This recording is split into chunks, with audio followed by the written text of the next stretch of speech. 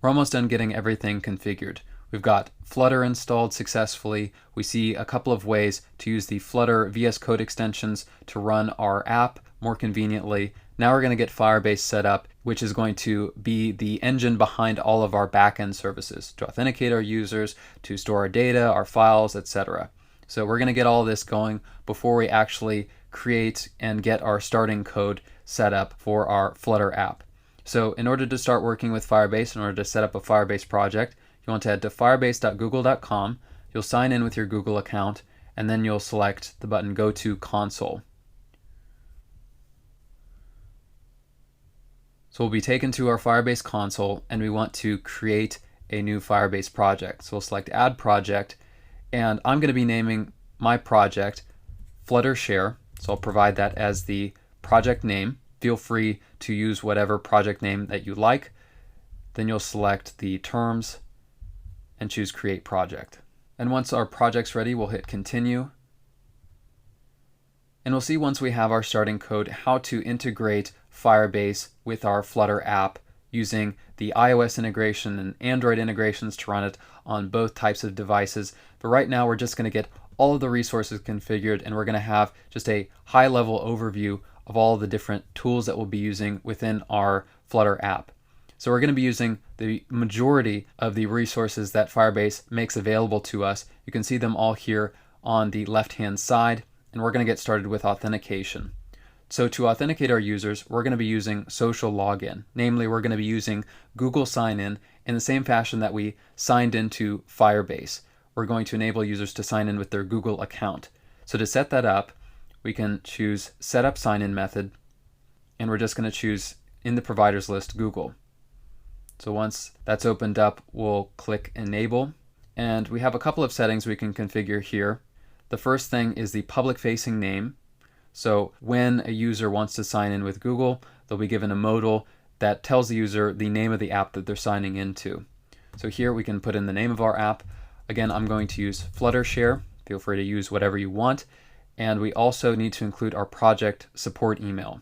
And note that we have these question marks here, this question mark icon that we can hover over, and that'll tell us more information about a ton of different things within the console. So make sure to make use of that. We can see here that the project support email is presented to users when they authenticate with Google.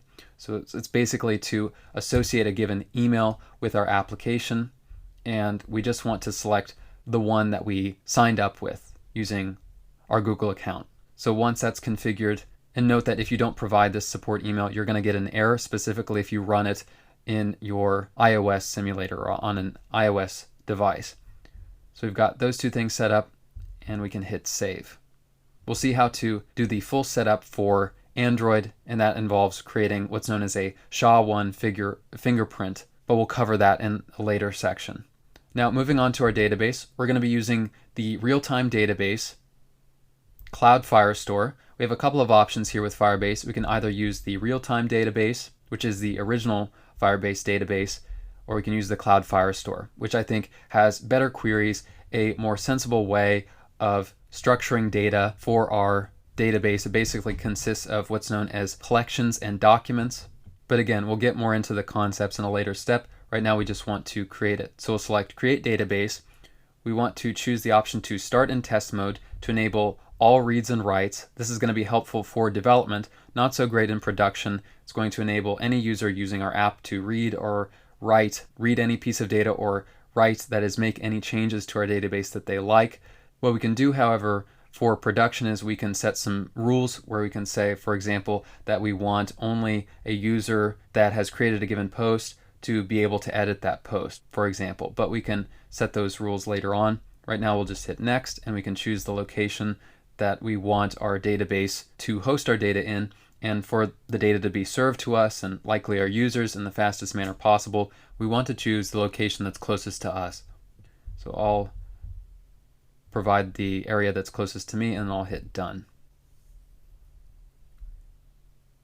And once our database has been provisioned, we'll see the interface for working with our data, seeing data and changes. As I mentioned, it's a real-time database, so we will be able to see changes as they happen in real time, which is really neat, directly within this interface. You can start managing data right now. We don't have any at the moment, but you can add a collection. So if you want to start working with things and see how this works, how the Firestore database works, go right ahead. We'll cover the concepts behind it in a later video. You see a data tab here for working with our data. We see rules for setting up those rules that I mentioned, indexes for more performant querying to basically tell our database what types of queries we'll be performing in order to speed up the reads and optimize our database to get our data in a more efficient manner. So we've got our database set up. Now we'll move on to storage. And storage is going to be where we store all of our media files naturally. So we just want to choose Get Started to get that set up. Again, it includes some rules. So in a similar fashion to our database, we can configure how our different files are going to be read and updated. We'll select Next. We'll choose our location once again. It should automatically provide the previous location that you selected for your database, and we can just hit Done.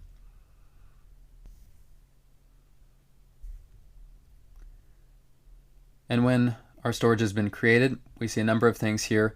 We can upload files manually, upload folders manually. We can also delete them. We see a URL associated with our bucket, our storage bucket. We can configure rules in the Rules tab with this JSON object.